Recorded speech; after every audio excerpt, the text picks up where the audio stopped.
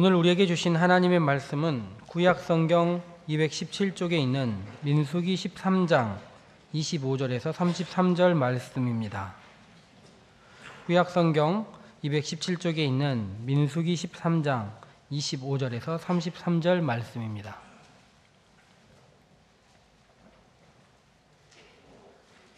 이제 말씀을 봉독합니다. 하나님의 말씀을 경청하시기 바랍니다.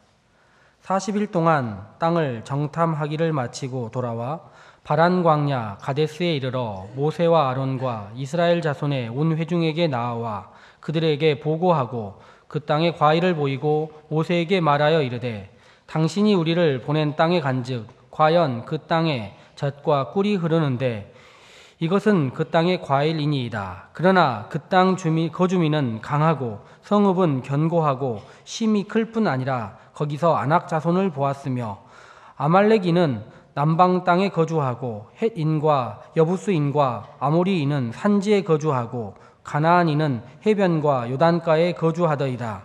갈렙이 모세 앞에서 백성을 조용하게 하고 이르되 우리가 곧 올라가서 그 땅을 취하자 능히 이기리라 하나 그와 함께 올라갔던 사람들은 이르되 우리는 능히 올라가서 그 백성을 치지 못하리라. 그들은 우리보다 강하니라 하고 이스라엘 자손 앞에서 그 정탐한 땅을 악평하여 이르되 우리가 두루 다니며 정탐한 땅은 그 거주민을 삼키는 땅이요 거기서 본 모든 백성은 신장이 장대한 자들이며 거기서 네피림 후손인 아낙 자손의 거인들을 보았나니 우리는 스스로 보기에도 메뚜기 같으니 그들이 보기에도 그와 같았을 것이니라. 아멘. 사람들은 누구나 아침에 일어나서 잠자리에 들 때까지 많은 것들을 선택하며 살게 됩니다. 오늘은 무슨 옷을 입고 출근을 할까? 버스를 탈까? 아니면 지하철을 탈까? 직접 운전하는 사람이라면 어느 쪽 길로 갈까? 점심때가 되면 무슨 메뉴를 먹을까? 점심 식사를 한 후에 커피 한 잔을 할까 말까? 한다면 어느 커피숍에 가서 커피를 마실까? 늘 반복되는 일상적인 선택이기는 하지만 그러나 우리가 무엇을 선택하는가? 어느 쪽을 선택하는가에 따라서 하루가 정말 기분 좋은 하루가 될 수도 있고 우울하고 짜증스러운 하루가 될 수도 있습니다. 또 우리가 살아가면서 선택하게 되는 어떤 선택은 그 선택으로 말미암아 우리가 행복해지게 되기도 되고 또 우리의 삶이 불행해지기도 하게 되는 것입니다. 그래서 어떤 선택이든 선택할 때는 신중해야 됩니다. 그리고 선택만은 잘해야 되는 거예요. 오늘 아침에 하나님께서 우리에게 주시는 말씀은 우리들의 삶에 있어서 선택하는 문제가 얼마나 중요한 문제인가 하는 것을 말씀해 주고 계시는 그런 말씀입니다.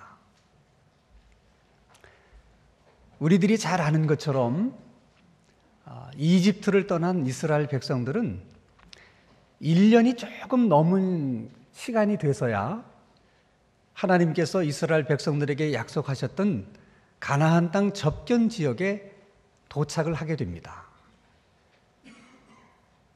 하나님께서 말씀하셨던 땅이 이제 눈앞에 보이는 거예요. 얼마나 마음이 흥분이 되겠습니까?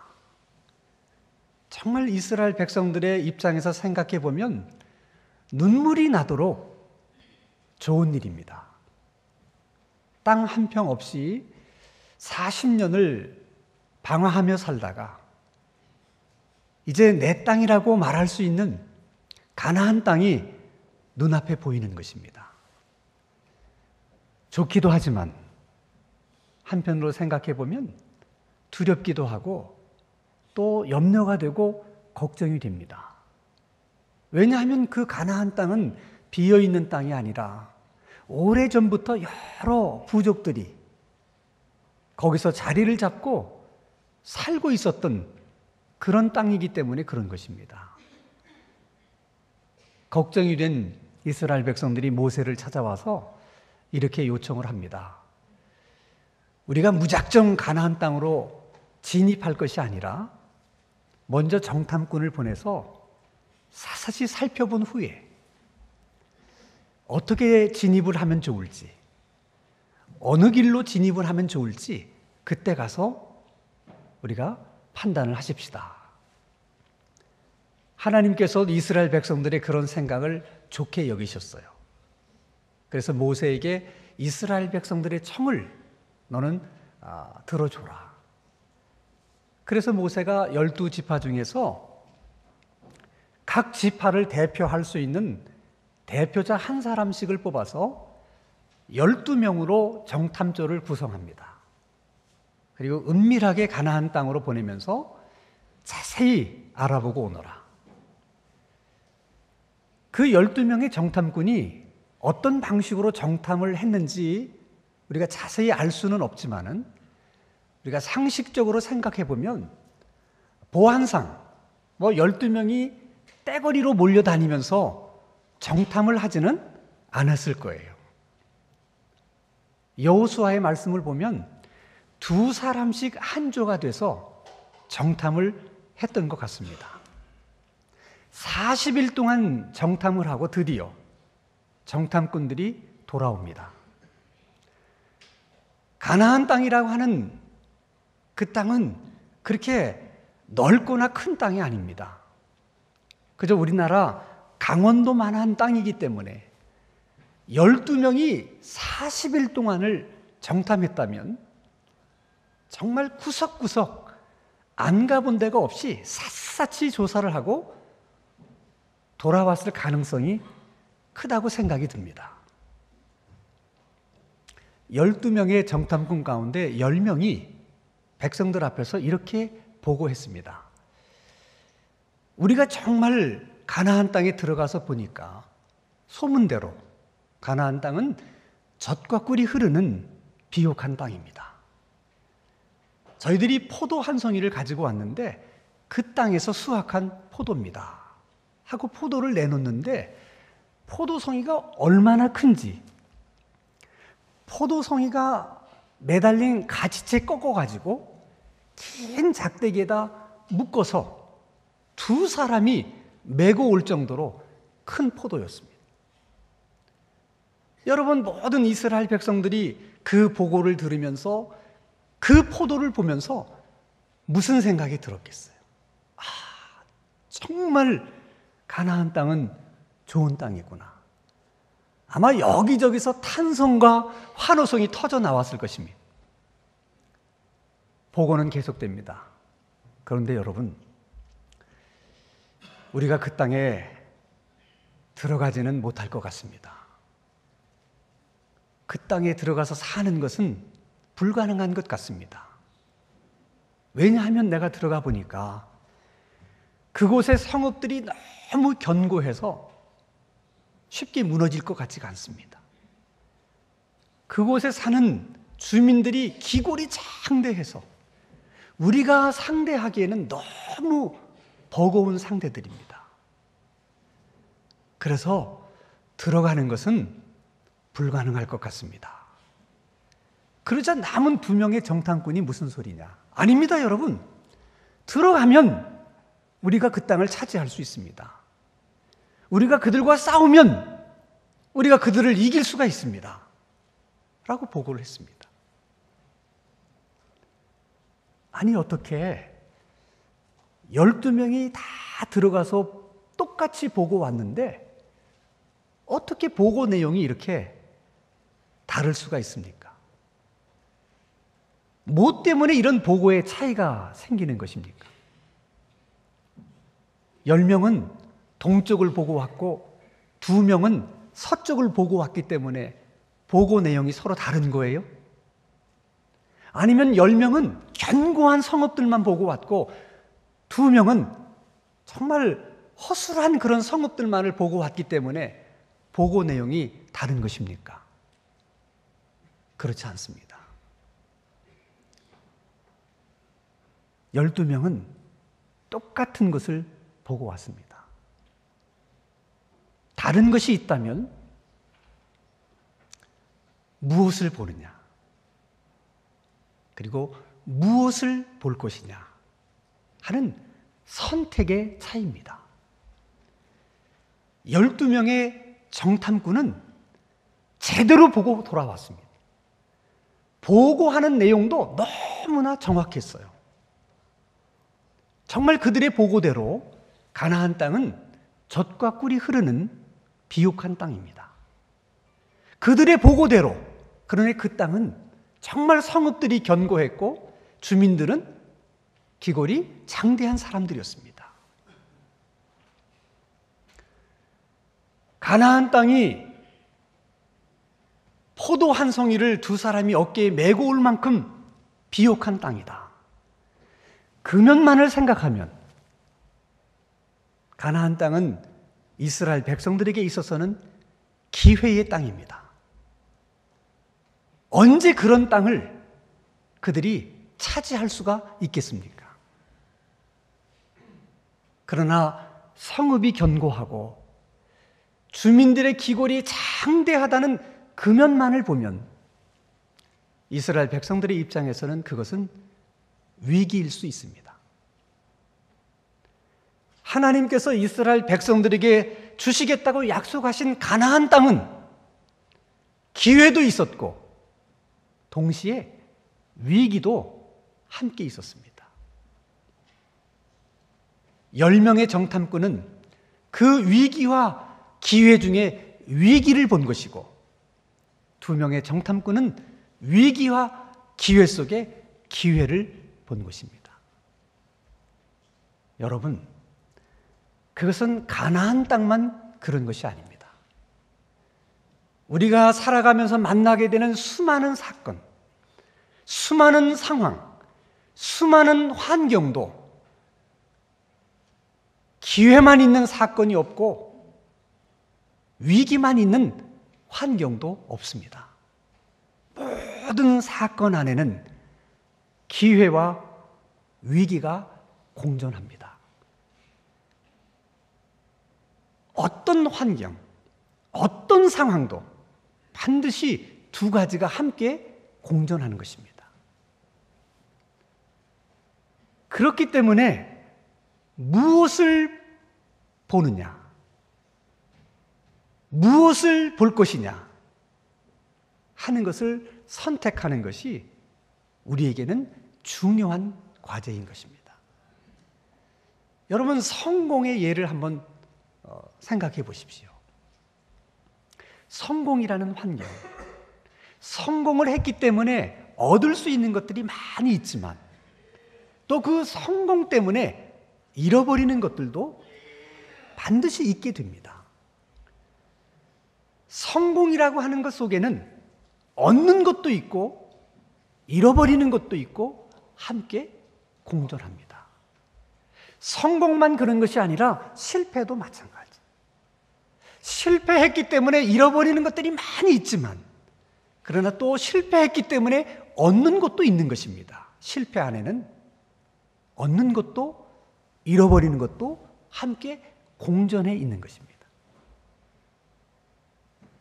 그러므로 그 안에서 우리가 무엇을 볼 것인가 하는 것이 중요한 거예요. 만약 성공한 사람이 성공으로 얻은 것만 바라보고 그 성공 때문에 잃어버린 것을 바라보지 못한다고 하면 그 성공의 기회는 얼마 가지 않아서 위기로 바뀌게 될 것입니다. 반대로 실패했지만 그로 인해서 잃어버린 것이 많이 있지만 그러나 그 실패 때문에 얻은 것을 쳐다보는 사람은 그 실패의 위기가 다시 기회로 바뀌어질 수 있는 가능성이 언제나 있는 것입니다. 우리가 만나게 되는 모든 사건, 상황과 환경 안에는 이렇게 기회와 위기, 긍정과 부정, 행복과 불행이 언제나 공존하고 있습니다. 무엇을 보는가? 무엇을 볼 것인가? 여러분, 보는 것도 결국 선택하는 것입니다. 그런데 불행하게도 10명의 정탐꾼은 기회와 위기 중에서 위기를 보게 됩니다. 그리고 재밌는 것은 사람은 자기가 무엇을 선택하든 자기가 선택한 것이 옳은 선택이었을 것이야 라는 것을 자신에게 확인해 주고 싶은 심리적인 욕구가 있다는 것입니다.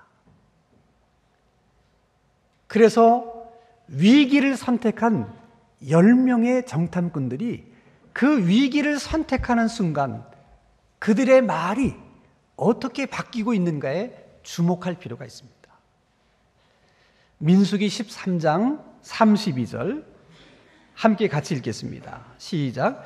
이스라엘 자손 앞에서 그 정탐한 땅을 악평하여 이르되 우리가 두루 다니며 정탐한 땅은 그 거주민을 삼키는 땅이요 거기서 본 모든 백성은 장대한 자들이며.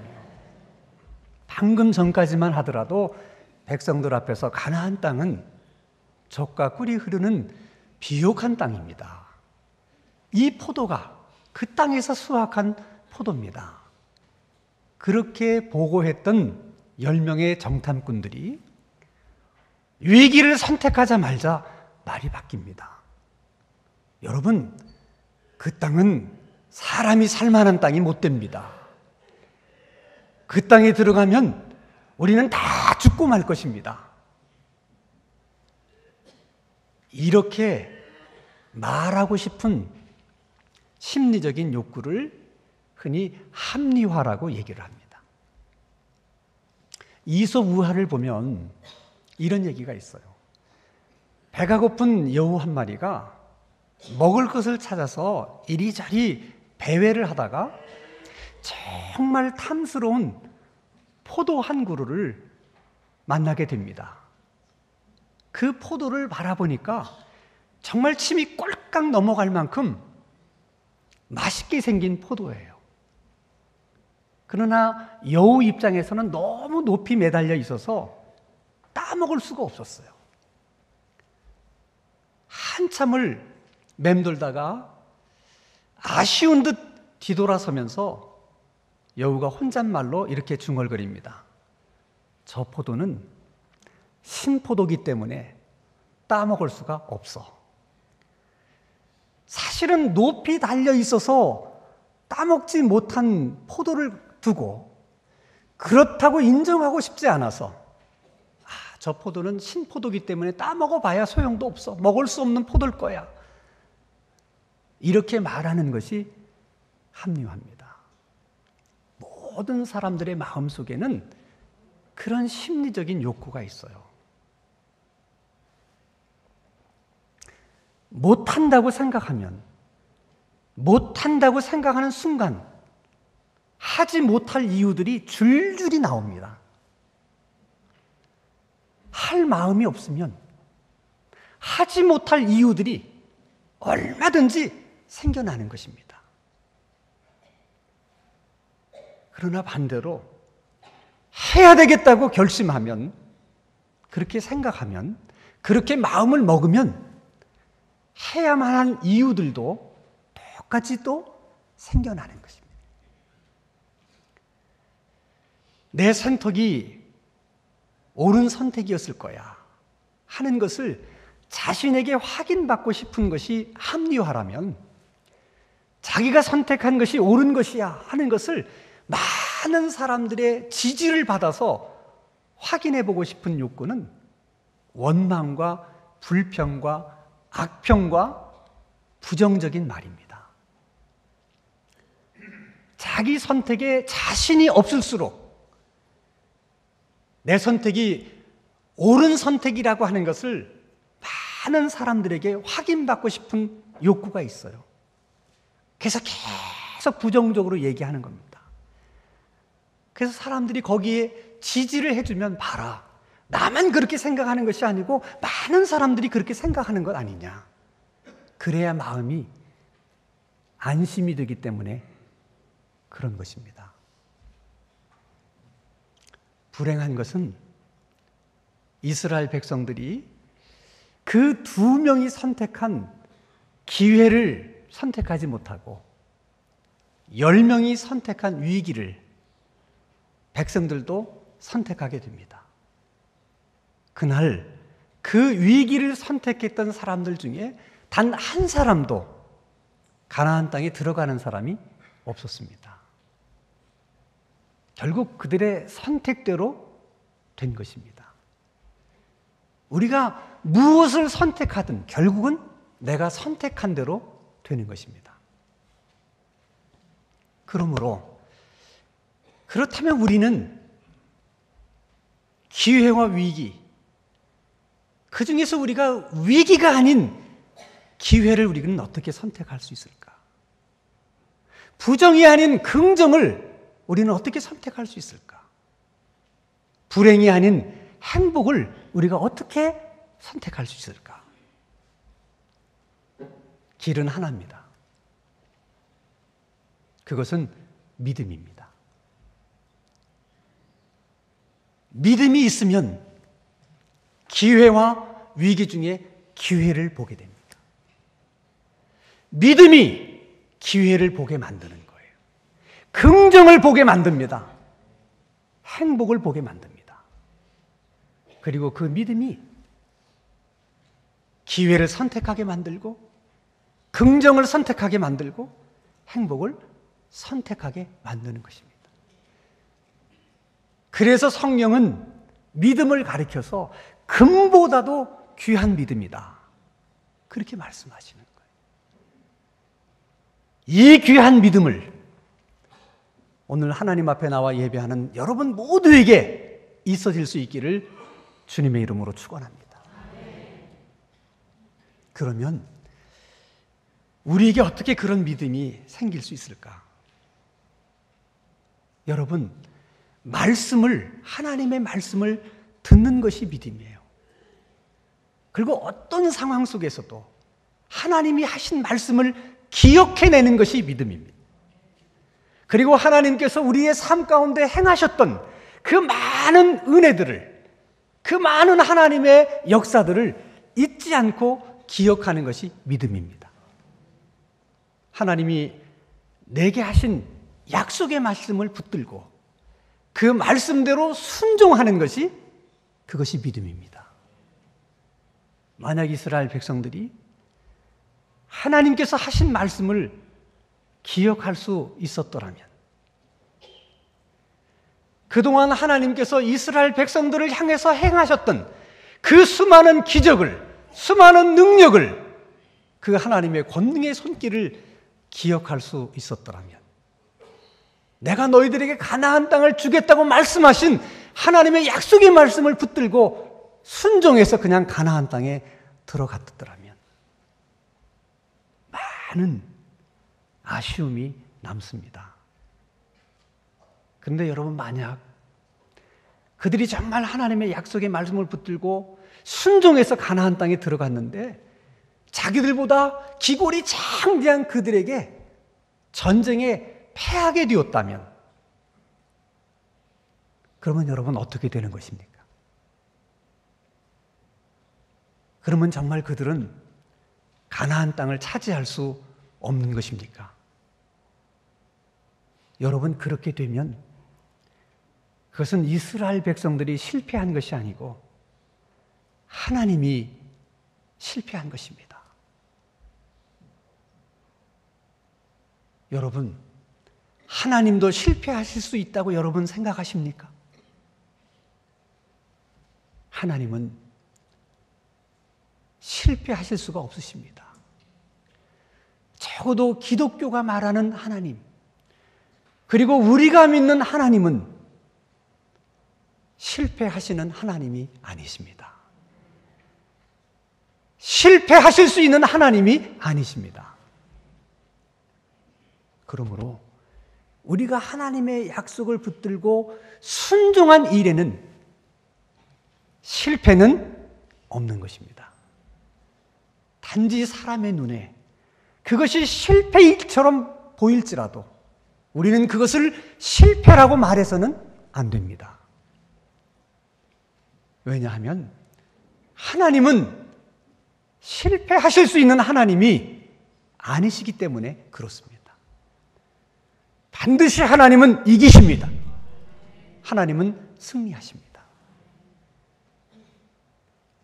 무엇을 보느냐? 무엇을 볼 것이냐? 보는 것도 우리가 선택하는 것입니다. 그러므로 우리가 만나는 많은 사건, 환경, 상황 속에 있는 긍정과 부정, 기회와 위기, 행복과 불행 중에서 우리는 언제나 믿음으로 기회를 보고 긍정을 보고 행복을 볼 수 있기를 바랍니다.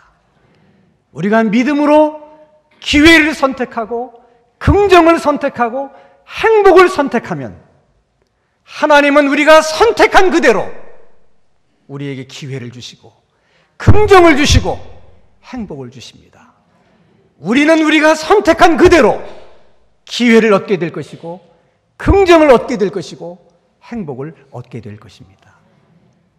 언제나 그렇게 바라볼 수 있고 언제나 그렇게 선택할 수 있는 귀한 하나님의 은혜가 오늘 하나님을 예배하는 우리 모두에게 있어지기를 주님의 이름으로 축원합니다. 거룩하신 하나님 아버지, 우리들에게 믿음을 주시고 그 믿음을 가지고 항상 밝은 면을 보게 하시고 긍정의 쪽을 선택할 수 있도록 우리의 눈과 우리의 생각과 우리의 마음을 늘 주장하여 주시옵소서. 예수님의 이름으로 기도하옵나이다. 아멘.